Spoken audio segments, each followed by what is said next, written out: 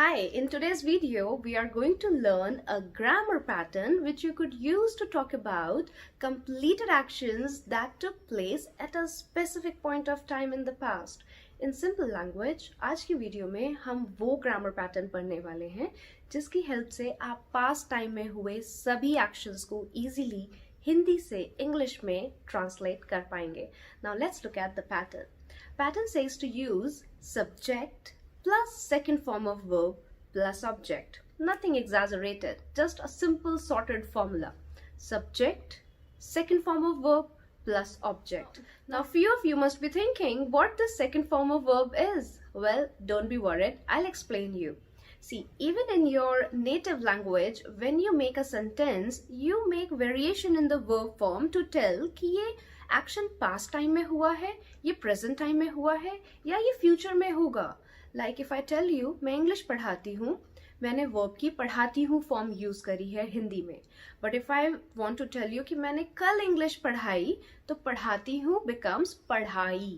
और अगर future की बात करनी है, तो पढ़ाती हूँ becomes पढ़ाऊंगी, right? In a similar fashion, English maybe you need to make some variations in the verb form just to tell कि ये action हुआ कब है. अगर आप second form नहीं use करेंगे तो it would be very confusing for the listener to understand कि ये action कब हुआ है. So that's why to talk about past actions we need to use second form of verb. Now let's look at some examples so you could understand the grammar pattern more clearly. So the first sentence is मैंने कल आपको call किया. मैं आपको रोज call करता हूँ. I call you every day, right? But if I want to tell you कि मैंने आपको कल कॉल किया, काम हो रहा है कॉल करने का और कॉल की सेकंड फॉर्म हो जाएगी called. I called you yesterday. मेरी आपसे कल बात हुई थी. I talked to you yesterday. Or you could say I had a word with you yesterday. Next sentence, आपने मुझे गलत समझ लिया. अगर कोई आपको रोज गलत समझता है तो आप कह सकते हैं you always misunderstand me. But it's not about always, right? You want to tell कि particular कोई बात थी और आपने मेरी बात को गलत समझ लिया. तो misunderstand की second form हो जाएगी misunderstood. You misunderstood me. I'm sorry, but I think you misunderstood me. Next sentence, उसने मेरे से 5,000 rupees borrow किए. Borrow करना means उधार लेना. English, he borrowed 5,000 rupees from me. He borrowed 5,000 rupees from me. Next sentence, कल Jack का accident हो गया. Accident होने की English है meet with an accident. कल हुआ है तो second form of meet. Would you like to guess? No? No problem. I'll help you. Second form of meet is met. So Jack met with an accident yesterday. Excellent. Next sentence, उसने मना कर दिया.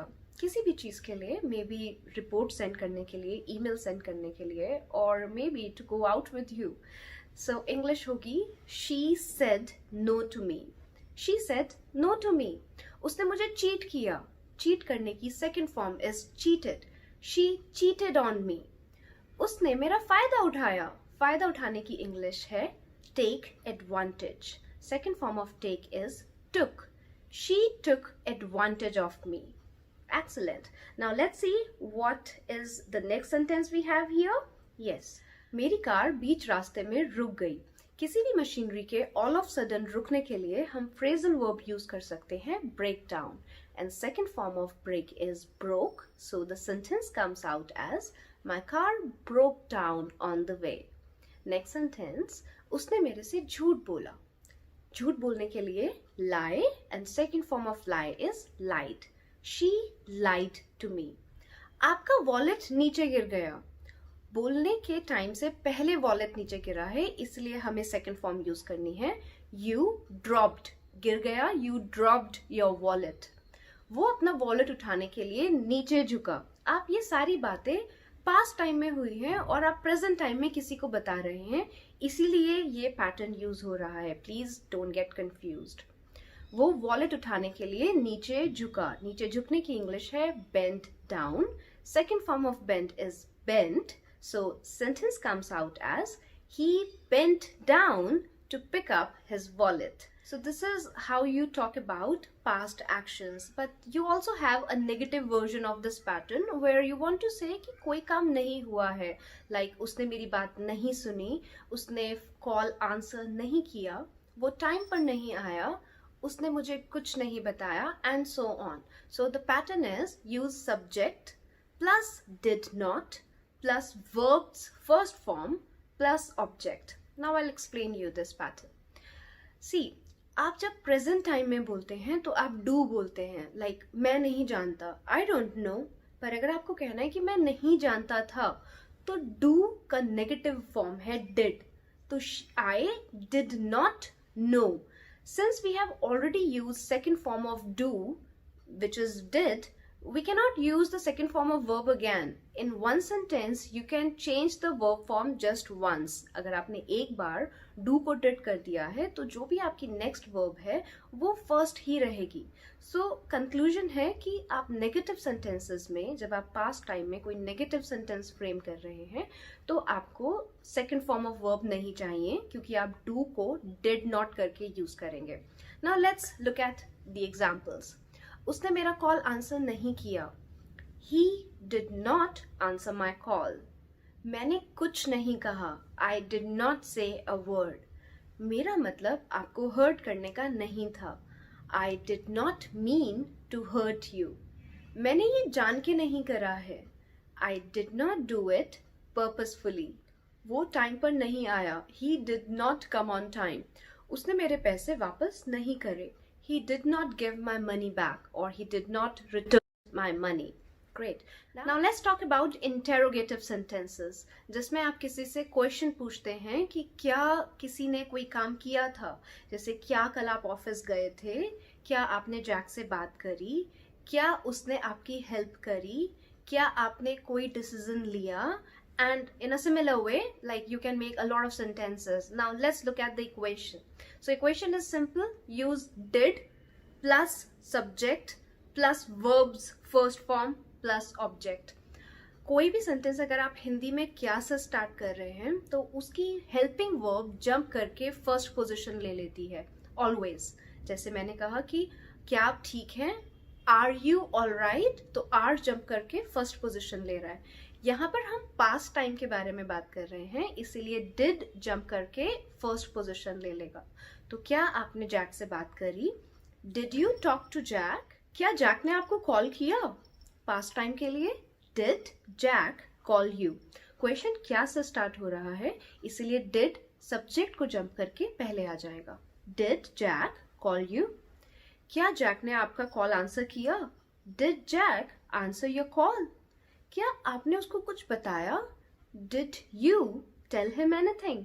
Do का did, subject you और verb की first form, did you tell him anything. क्या आपने उसको गुस्सा किया, क्या आपने उसको डांटा, डिड यू स्कोल्ड हिम. क्या ये आपने बनाया है, डिड यू मेक इट. क्या तुमने लास्ट नाइट पार्टी अटेंड करी थी, did you attend the party last night.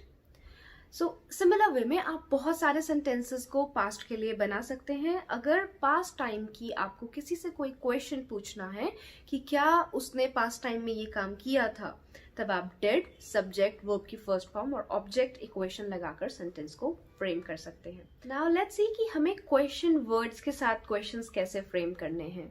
Like अगर आप किसी से पूछना चाहते हैं कि वो किस टाइम गया था, उसने जैक को क्या कहा, उसको गुड़गांव से दिल्ली जाने में कितना टाइम लगा, उसने ऐसा क्यों कहा, उसने ऐसा क्यों करा.